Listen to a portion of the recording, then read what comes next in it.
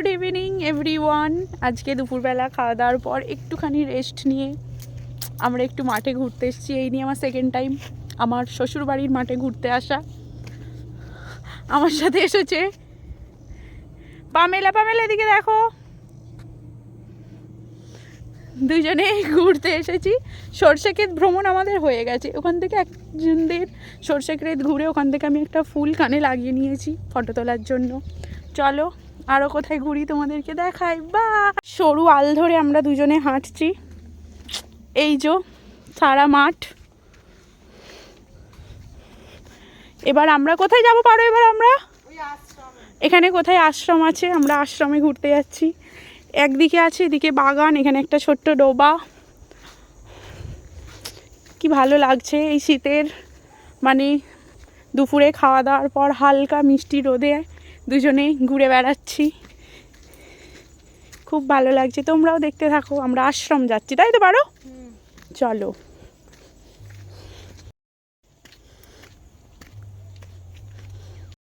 মাঠ দিয়ে হাঁটিয়েই নিয়ে যাচ্ছে আল দিয়ে। এখনও আমাকেও আশ্রমের কাছে অবধি নিয়ে যেতে পারে না। আমরা মনে হয় আমাদের এখানটা পুরো মাঠটা মানে পুরো গোল গোল করে ঘুরে নিলাম। ওই ওখান থেকে হাঁটা চালু করেছি, করে গোল গোল করে ঘুরে নিলাম। ও এখনও বলছে চলো, এই দেখা যাচ্ছে এই দেখা যাচ্ছে আশ্রম, কিন্তু এখনও আমাকে নিয়ে গিয়ে পৌঁছাতে পারিনি। দেখা যাক কতক্ষণও আমাকে আশ্রমে নিয়ে যায়। আর কত দূর পারো আশ্রম এখনো? আচ্ছা, ওইখানে কোথায় ও আশ্রম দেখাচ্ছে হাত, জানি না কতক্ষণে পৌঁছাবে নিয়ে। এখানে হাটের মাঝখান দিয়ে হাঁটতে হাঁটতে আমরা একটা কাদের বাগান দেখতে পেয়েছি। এই যে একটা পেঁপে দেখতে পেয়েছি, আর এখানে অনেকগুলো কলার কাঁদিও আমরা দেখতে পাচ্ছি।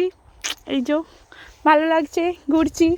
এই যে কেমন কিন্তু রোদ আছে, কিন্তু এই শীতের বলে চারদিকটা কেমন একটু হালকা কুয়াশা কুয়াশা লাগছে, কিন্তু এখনও আমাদের সূর্যদেব মাথার ওপর আছে। সরু আল দিয়ে হাঁটছে। এই যে কোথায় মোচা হয়েছে? ওই তো মোচা, একটা ছোট্ট ভাড়া ঝুলছে মোচা। ভাড়ও যাচ্ছিল উল্টে। আর কি সুন্দর, এদের আলু বনে অনেক আগে বসানো, দেখো গাছগুলো কি সুন্দর হয়ে গেছে। আর এই দিক দিয়ে 12 নম্বর রোড, এটা দিয়ে আমাদের বাড়ির কাছ দিয়ে গিয়ে এখানটা 12 নম্বর রোডটা আমাদের বাড়ির থেকে রাস্তা থেকে এসে ওখানটা জয়েন্টে। অ্যাট লাস্ট পারো আমাদের নিয়ে আসতে পেরেছে আশ্রম।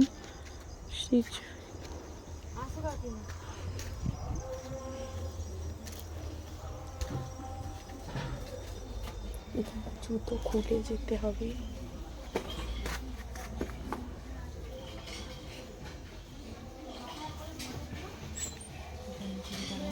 সিদ্ধ করে রাখো, সব এখানে থাকে।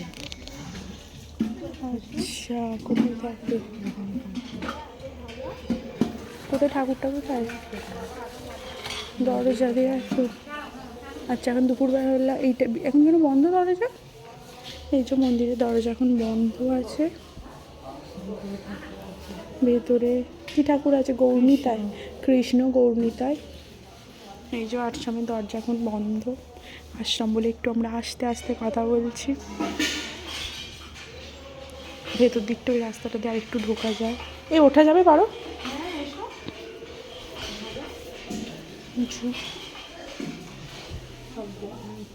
এখানে যারা হচ্ছে আশ্রমের সেবায় আছে তারা মানে এখন খাওয়া দাওয়ার কিছু করছে।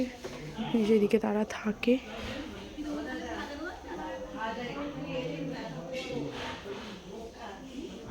আচ্ছা, বাড়ি না, এটা আশ্রমের জায়গায় কিছু করা, সেবা নিচ্ছে। তাই আমরা বেশিক্ষণ দাঁড়ালাম না, ফুলটা কান থেকে খুলে গেছে।